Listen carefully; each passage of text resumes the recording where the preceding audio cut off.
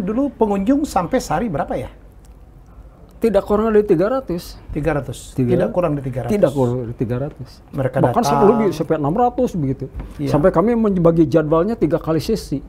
Jam 10, jam 13, jam 15.30. Mereka datang belajar angklung, nonton, dan belajar sesaat itu, interaktif nanya. Jadi mereka setelah nonton, mereka beli. Mereka memainkan. Ya. Nah, kadang-kadang dipakai cindera mata sampai pulang. Tidak ada sama sekali memasukkan semenjak terjadi pandemi Maret 2020 masih itu pertengahan itu. Stop.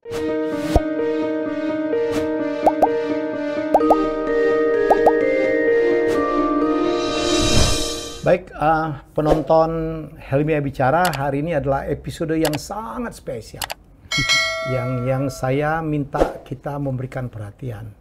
Barangkali Anda pernah menyaksikan, pernah merasa ikut bangga bahwa ada sekumpulan seniman dari Bandung ya, yang mengharumkan nama bangsa. Mereka tampil di event-event hebat ya, di luar negeri ya, di Amerika, di Austria ya, di banyak tempat, dan selalu membuat siapapun yang mereka ajak main itu merasa senang, kagum. Angklung ya, angklung itu nanti kita akan cerita ya, luar biasa ya.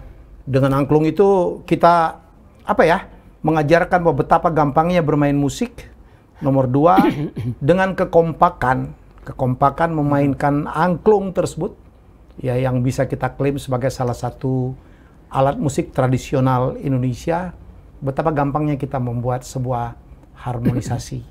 Tapi banyak yang tidak tahu ya, kelompok angklung paling terkenal yang kita sebut dengan Saung Ujo, mungkin Anda pernah ke sana ya, dan mungkin Anda juga pernah diajak bermain tuh oleh timnya Saung Ujo dalam acara, dalam perhelatan, memecahkan rekor muri, memecahkan rekor dunia. Kebanggaan kita banget lah ya, dalam keadaan kesulitan sekarang. Sama sulitnya dengan banyak sekali seniman yang sekarang menjerit, budayawan yang menjerit, orang-orang panggung yang menjerit. Kenapa? Karena udah setahun lebih tidak dapat job. Dalang kesulitan, penyanyi kesulitan ya, orang-orang panggung kesulitan. Mereka komplain, minta bantu ya. Sudahkah kita membantu? Ya, negara kita lagi sulit memang.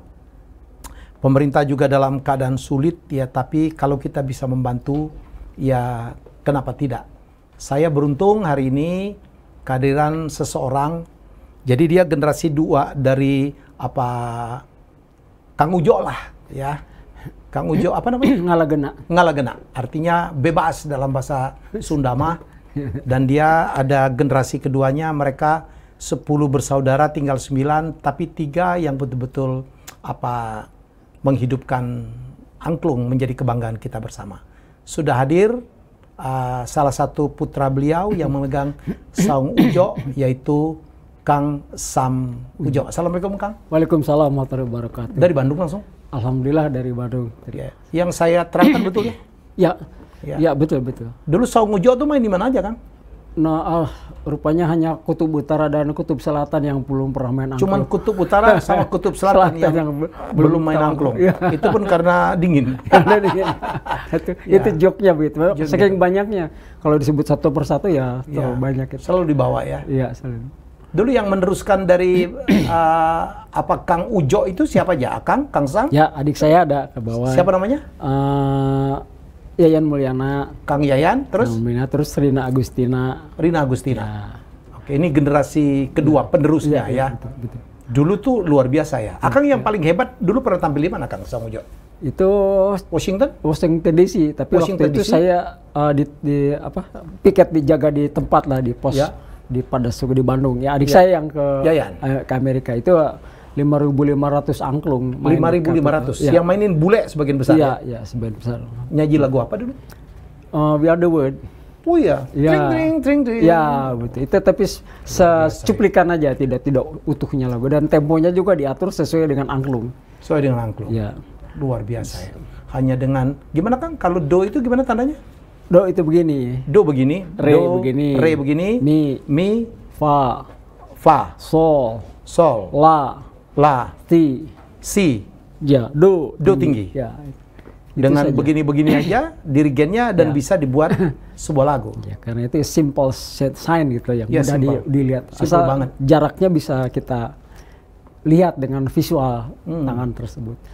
Kan cuma dengan begini aja orang tinggal ngikutin itu. Jadi intinya asal ngikutin leadernya, pemimpinnya, kita bisa menciptakan sebuah harmoni. Dan alatnya teh Kang angklung itu akan bisa ceritain tentang angklung? Cerita angklung itu pada awalnya ya.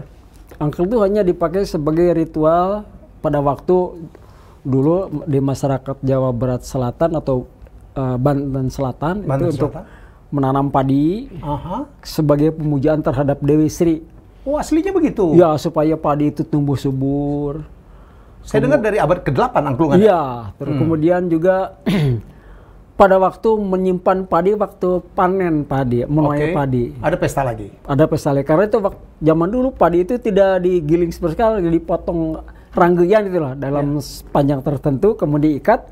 Nah, ini digantung ditanggung gitu. Tanggungnya kadang-kadang bunyi tanggungnya yang kayak ket gitu itu.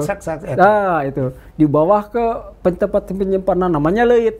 Leit itu kayak lumbung lah ya? Ya, lumbung.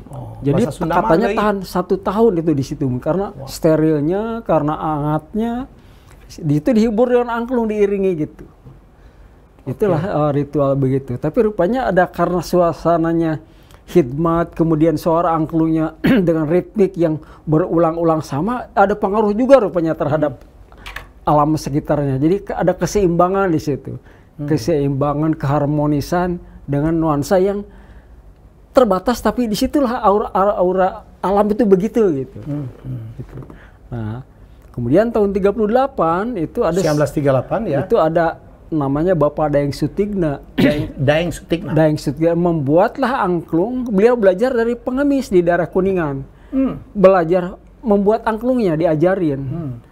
Setelah ketemu rumusnya cara membuat suara, beliau karena guru piano, tangga nadanya dirubah karena membuatlah tangga nada yang sama dengan piano. Dan beliau juga guru pramuka, punya keinginan supaya anak Indonesia asuhannya tidak malu-malu untuk nyanyi.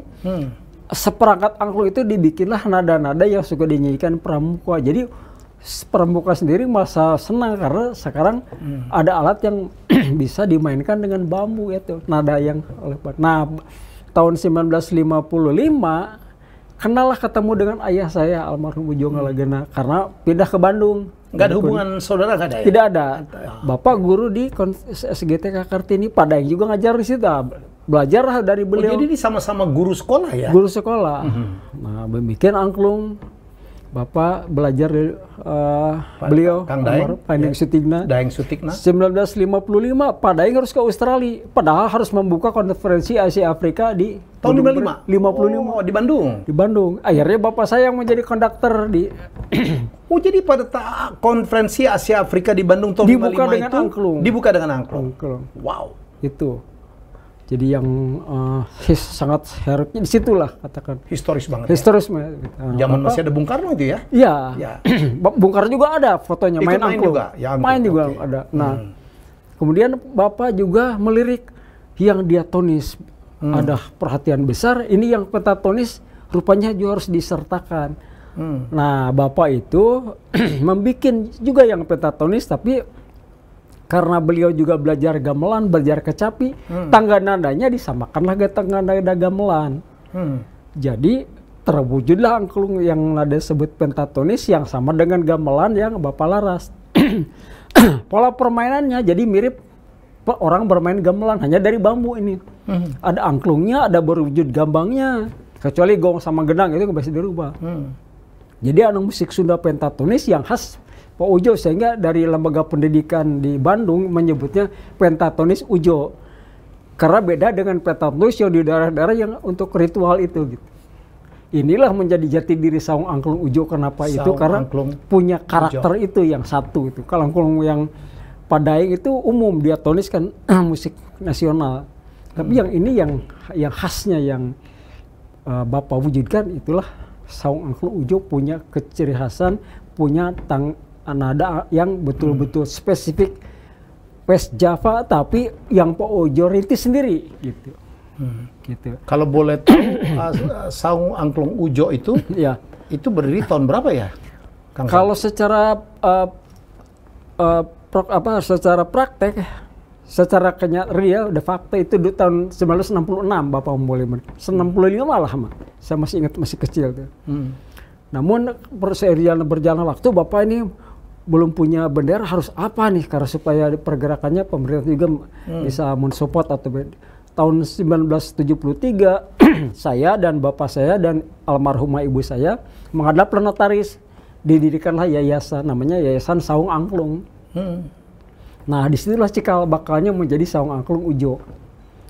Alhamdulillah sampai sekarang ya terus berkembang sampai terakhir kemarin sebelum COVID itu tren kami terus naik begitu karena Angklung menjadi banyak destinasi wisata yang luar biasa ya. Jadi orang yang ke Bandung itu 90% pasti ke tempat kami. Walaupun mereka bermacet-macetan karena accessibility-nya sekarang kan kota Bandung sudah macet, tapi karena sudah jadi tujuan utamanya ke situ ya dipaksa ya kami sengajakan itu. Bahkan kami sering komplain oleh tetangga, wah gara-gara Ujo ini jadi macet jalan gitu. Tapi ya bagaimana perhatian para pengunjung ya demikian besarnya gitu. Begitu COVID dibalik 180 derajat, alhamdulillah sekarang nggak ada bus lagi, jadi kami jalan lancar. Tapi kami yang ini lelah gitu, karena tidak ada sama sekali pemasukan semenjak terjadi pandemi Maret 2020 masih gitu, pertengahan itu stop.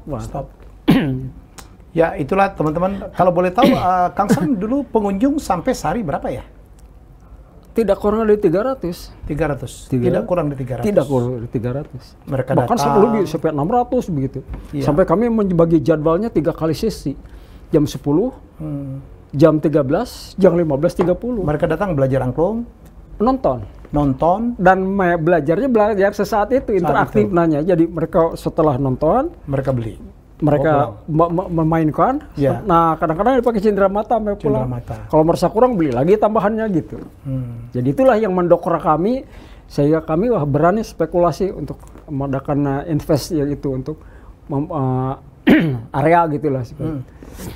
Jadi para netizen yang nonton Hilmiah Bicara sebelum COVID ya, Saung Angklung Ujo itu luar biasa. Ya. Yang berkunjung itu ke Saung Ujo itu ya mereka belajar, menonton, kemudian membeli merchandise macam-macam, dan sehingga menimbulkan activity yang menghidupi Saung Angklung Ujo. Dan pengunjungnya cenderung naik kalau wawancara saya sebelum ini. Oleh karena itu mereka mulai melakukan investasi.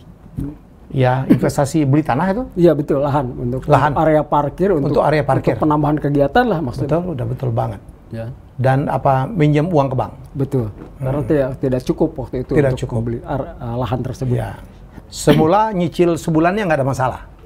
Sebelum pandemi nggak ada masalah. Nggak ada masalah. Ya, begitu pandemi itu jadi masalah. Dilarang untuk daerah kunjungan wisata ditutup.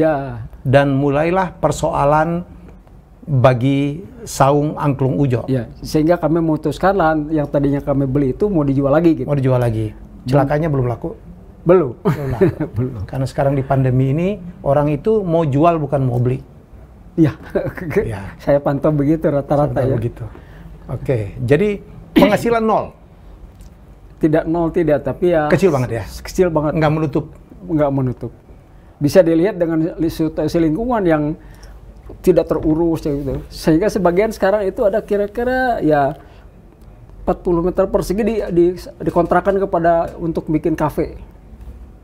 Tadinya di situ tempat galeri, tempat workshop. Yang penting jadi duit atau ya? Iya, gitulah saja. Ya. Dulu kalau saya boleh tahu penghasilan 300-400 juta sebulan ada dong ya?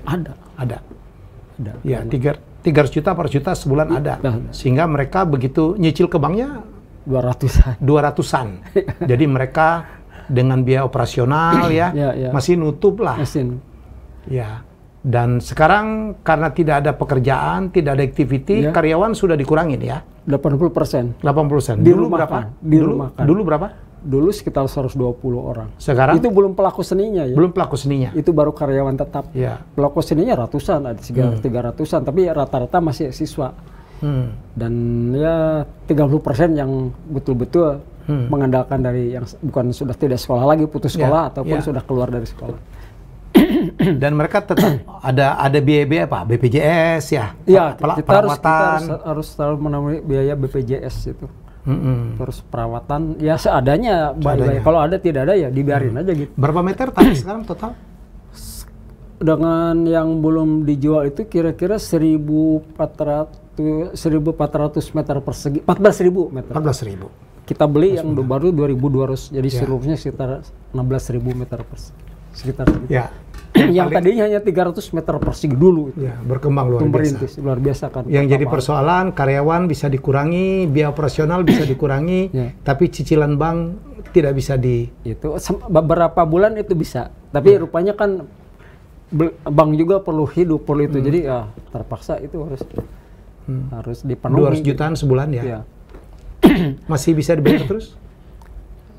Mungkin masih nego-nego lagi sekarang. Nego-nego tapi lagi. Terus sebetulnya mengepus gitu supaya ini di kewajiban. Entah sampai kapan ya, mudah-mudahan ya masih bisa ada toleran gitu dari. Sebetulnya harus sudah mulai tapi Akang yakin bisa bertahan? 200 juta sebulan lebih ya? Kalau tidak ada bayangan untuk pendapatan ya berat, betul, karena tidak terbayang secara real itu akan prediksi sekian itu. Kita belum tahu karyawan, operasional, bayar cicilan bank. Sudah negosiasi ke banknya untuk minta penundaan? Adik saya berkali-kali sudah. Dikabulkan? Sementara ya sebelumnya dikabulkan, tapi katanya ke sini-sini itu karena bank juga harus bisa berjalan gitu. Berat sekali ya Kang? Ya begitulah situasinya. Mohon maaf, ada bantuan dari pemerintah? Ada, hanya saya sendiri persentasenya tidak tahu gitu. Sampai sekarang belum diterima? Sudah diterima, sebagian pegawai, sebagian. Hanya besarnya secara kenyataan saya belum dari manajemen belum mendapat report gitu. Tapi juga nggak bisa nutupin lah ya? Nggak bisa. Kang Emil bantu? Ya termasuk dari Kang Emil. Ya mungkin keterbatasan pemerintah juga tidak besar-besar amat begitu. Kami juga maklum. Karena banyak sekali seniman budayawan yang harus dibantu. Iya. Inilah yang berat kan. Gimana kami harus bisa mandiri tanpa terlalu banyak membebani pemerintah. Itu yang kami terus mencari jalan keluar. Termasuk akhirnya mau menjual tanah yang dibeli dengan mencicil itu. Termasuk saya diperkenalkan dengan sekarang mungkin ada satu Tuhan memberikan jalan juga mungkin, siapa tahu, who knows ya. Dari situ nanti ada sesuatu. Akang bisa bahasa Inggris bagus. sedikit. Kalau ngajar angklung harus pakai. Kalau di luar masih bahasa Inggris ya. Saya pernah lihat. Saya cuma bercanda aja. Akang kalau boleh tahu tanahnya berapa meter yang mau dijual? Siapa tahu nanti. 2.200 meter. Di daerah? Di situ sebelah nempel di. Iya, di daerah mana Kang? Boleh disebut? Pada Suka. Jalan Pada Suka. 2.200 meter. Mau dijual berapa sekarang? Ya sekitar 16 M. Ya. Dulu aja belinya udah 12 lebih ya? 12 lebih. Pasaran emang berapa di situ? Sekitar segitulah. NJOP-nya sudah tinggi di situ. NJOP udah tinggi. Ya jadi teman-teman kalau mau membantu gitu, apalagi sedang butuh dengan properti, jadi Saung Ujo ya minta dibantu ya. Minimal sebenarnya kalau bisa dibeli, kalau nggak minimal kita bisa membantu cicilannya ya. Sisa cicilan berapa? Sekitar 5 M. 5 M dengan bunga. Dengan bunga. Ya jadi teman-teman yang membuat saya terenyuh dan akhirnya dengan teman-teman yuk kita bantuin yuk. Ya, kita mendengar bahwa Saung Ujo menjual angklung-angklungnya. Ya, menjual peralatan-peralatan pertunjukannya. Saya bilang, wow, ini harus kita bantu. Betul itu, Akang?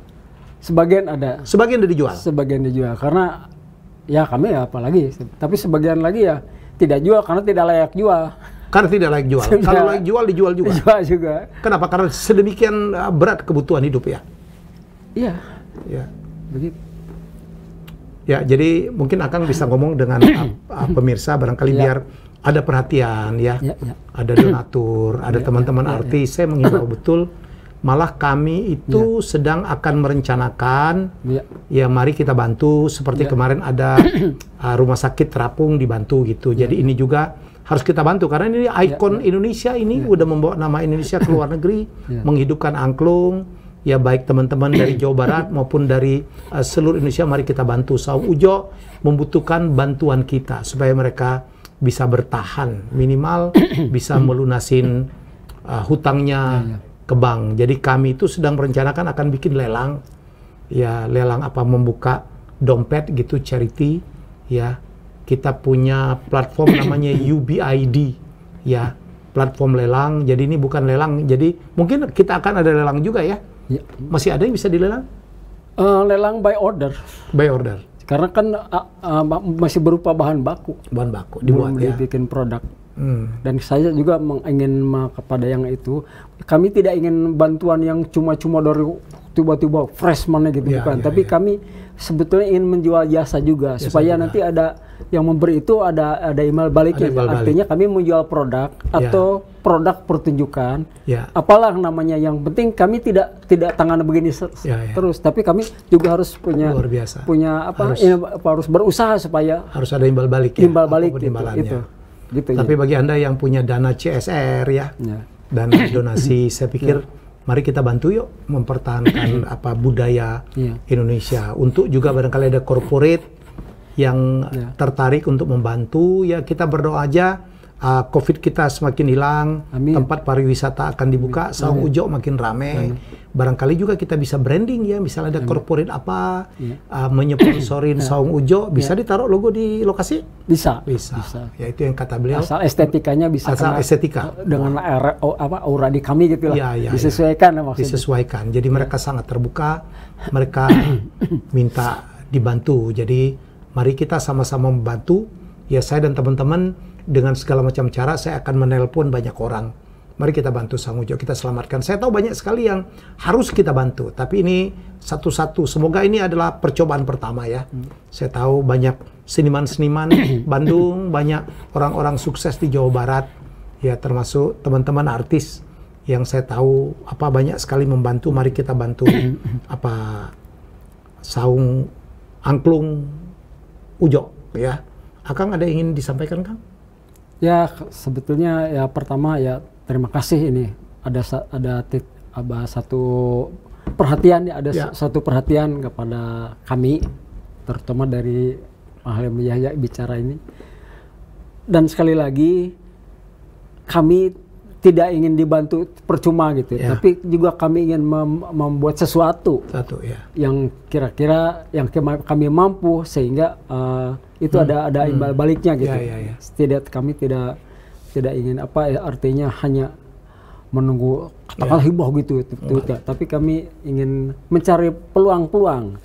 Yang kami ada produk-produk kan, produk alat, produk pertunjukan, dan produk jasa mengajar. Nah, barangkali ada yang sharing di situ lah. Gitu. Minimal juga mereka punya tanah. Dan kalau memang tertarik, beliau akan jual. Ya, mintanya segitu, tapi tentu saja ya nanti semuanya kita bisa rundingkan. Jadi kalau teman-teman yang menonton ini tertarik, bisa kontak saya, DM aja. Ya, DM nanti saya akan coba membantu. Saya sangat concern dengan kehidupan seniman, apalagi seniman berkaliber seperti keluarga Kang Ujo ya, yang sudah mengharumkan nama bangsa Indonesia dan menjaga salah satu budaya Indonesia. Mereka butuh bantuan kita ya. Dengan kebersamaan saya pikir insya Allah apa yang mereka Saung Ujo butuhkan bisa kita penuhi ya, gitu Kang ya.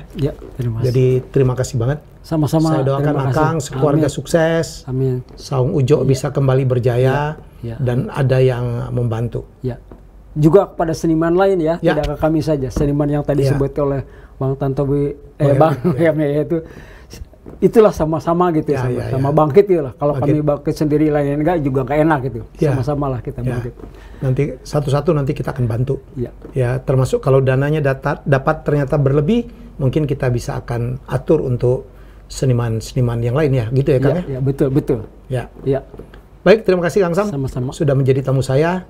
Ya, kita akan merencanakan mungkin di bulan November ya, kita akan ada Hari Angklung ya, betul? Tanggal 16 November 16. Itu hari pengakuan angklung oleh UNESCO. Oleh UNESCO. Intangible Heritage dari Indonesia. Dari Indonesia. Ya. 16 November. 16 November. 16 November. Ya, jadi seperti diketahui, barangkali yang nggak tahu juga, ini saya perlu kasih tahu bahwa angklung itu sudah diakui oleh UNESCO, betul? Betul. Sebagai salah satu intangible heritage dari Indonesia. Diakui dunia udah ini ya. Dan itu adalah tanggal pada saat angklung dikukuhkan. Ya, jadi mungkin hari itu kita akan melakukan lelang. Ya, melakukan lelang supaya apa kita bisa membantu. Ya. Jadi mari kita buka dompet untuk saung angklung Ujo. Saya nantikan ya yang ingin berpartisipasi, teman-teman seniman, teman-teman selebriti yang berhati mulia, ya pengusaha, masyarakat umum, kalau namanya membantu mah berapa aja. Ya nanti kita akan bikinkan dompetnya, ya kita akan koordinasikan dan ikutin terus ya medsos dari R66 ya, dan juga medsos saya Helmi Yahya. Ya, kita niatkan untuk membantu salah satu kebanggaan Indonesia, angklung. Terima kasih Kang. Sama-sama. Sukses ya. Itulah wawancara saya. Sekali lagi harapan saya, mari kita bantu. Ya, saatnya kita saling membantu. Ya, jadi semoga niat kita sudah kita niatkan, dan percayalah ya, kita membantu orang pasti kita akan dapat imbalan ya dari Allah Subhanahu wa taala, dari Sang Maha Pencipta. Kita jumpa lagi dalam acara-acara selanjutnya ya, dan kita jumpa lagi dengan tamu saya selanjutnya.